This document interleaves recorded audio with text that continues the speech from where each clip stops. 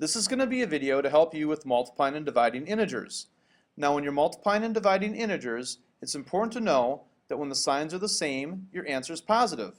And when the signs are different, your answer is negative. Let's look at some examples. The first one I have negative 5 times negative 7. Well, the signs are the same. They're both negative, so I know my answer has to be positive. Because when the signs are the same, the answer is positive. 5 times 7 is 35. So the answer is positive 35. The next one I have negative 3 times 8. In this case, one sign is negative and the other is positive, so my signs are different. So I know my answer has to be negative. So negative 3 times 8 is going to be negative 24. Let's look at some division problems. The first division problem I have is 24 divided by negative 4. Again, the signs are different, and when the signs are different, your answer is negative. So 24 divided by 4 is 6, and since the signs are different, my answer is going to be negative 6. The last one I have is negative 36 divided by negative 9. This one again, the signs are the same. And when the signs are the same, my answer is positive. So I know that my answer is positive, and 36 divided by 9 is going to be positive 4.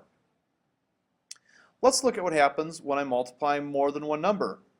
So the first problem I have up here is negative 2 times negative 3 times negative 5. We're going to do it just like we do an order of operation problem. I'm going to do the first two numbers first and leave everything else the same. So negative 2 times negative 3, when I multiply that, that becomes positive 6. And everything else stays the same, so it's positive 6 times negative 5. And now to finish this off, I'll take positive 6 times negative 5, and my answer is going to be negative 30. So the answer for that one, when I had three negative numbers, was equal to a negative 30. Let's look at one last problem. This problem is negative 2 to the 4th power. Well, negative 2 to the 4th power really means negative 2 times negative 2 times negative 2 times negative 2. Again, we're going to do it like an order of operation problem. I'm going to multiply the first two negative 2's first, and I'll get positive 4, and everything else stays the same. Then I'll take my positive 4 times negative 2, and the signs are different, so that's going to be a negative 8, and then everything else will stay the same. And then I'm going to take my negative 8 times negative 2, now the signs are the same, so it's positive, so that's going to be equal to positive 16.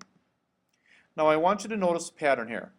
The pattern is, whenever you when multiplying, if the number of numbers you multiply, if the number of negative numbers you multiply is odd, the answer is negative. If the number of negative numbers is even, like 4 negative numbers, your answer is positive.